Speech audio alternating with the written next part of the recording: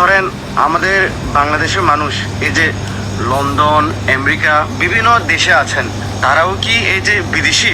হ্যাঁ, আপনারা বলেন তো, তারা কি বাঙালি পরিচয় না? এই যে যারা এই যে বলেন আপনাদের পরিচয় কি বাঙালি না? আপনাদের জাতি পরিচয় বাঙালি এবং জাতীয়তা পরিচয় বাংলাদেশি। হ্যাঁ, এই যে উপজাতি ভাইটা আমাদেরকে কি বুঝাইতে চাইলো, উনি আমাদেরকে কি বুঝাইতে চাইলো আমি নিজেও বুঝতে পারলাম না। কমেন্টে জানাবেন যে ওনারা যদি বাঙালি না হয় তাহলে ওনারা বাংলাদেশে আসছে কেন? ওনারা কে? ওদেরকে ক্রস ফায়ার দিয়ে মেরে ফেলো, সমস্যা নাই তো। কারণ আমাদের বাংলাদেশের মানচিত্রে যারা আছে তারাই আমাদের বাংলাদেশের নাগরিক। তাদেরকে বাঙালি বলতে হবে, কারণ তারা আমাদের মানচিত্রের ভিতরে বসবাস করে। পাহাড়ি হোক, উপজাতি হোক, যা হোক, হিন্দু ধর্ম, বৌদ্ধ, খ্রিস্টান, সবাই বাঙালি জাতি। বাংলাদেশের মানচিত্রে আছে মানে ওনারা বাঙালি জাতি। এই যে দেখেন, যেমন আমি মারমার ছেলে, আমি কি কখনো চাইলে চাকমা হইতে পারবো, মুড়ো হইতে পারবো, বম হইতে পারবো? কখনো না। আমার জাতির পরিচয় আমি একজন মারমা।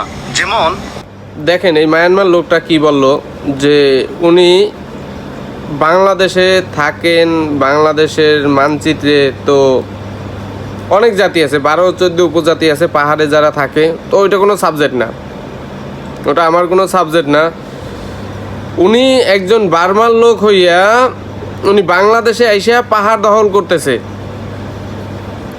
তো বাংলাদেশে যে বাঙালি ভাইরা আছেন তার জায়গা থেকে সবাই প্রতিবাদ করবেন। উনি একজন রোহিঙ্গা লোক হইয়া কিভাবে এত বড় বড় কথা বলে? উনি আসছে বাঁচতে বাঁচতে বাংলাদেশের মানচিত্রে, ঠিক আছে? উনি একজন বার্মা। তো প্রশাসনের দৃষ্টি আকর্ষণ করে বলতেছি, ওরে ওর দেশে ফেরত পাঠান, নয়তোবা ওরে ক্রস ফায়ার দিয়ে মারিয়ে ফেলান। কারণ অন্য দেশের নাগরিক, এই যে আমরা অনেক রোহিঙ্গা জায়গা দিছি, 20-25 লাখ রোহিঙ্গা দিয়ে আস্তে আস্তে কোটি কোটি হয়ে যাইতেছে। এই কালকে না পরশু একটা নিউজ দেখলাম যে এক মহিলা নোয়াখালী গিয়ে বিয়ে করছেন, আর বাচ্চাও হয়েছে, ঠিক আছে? তো উনি এখন বাঙালি।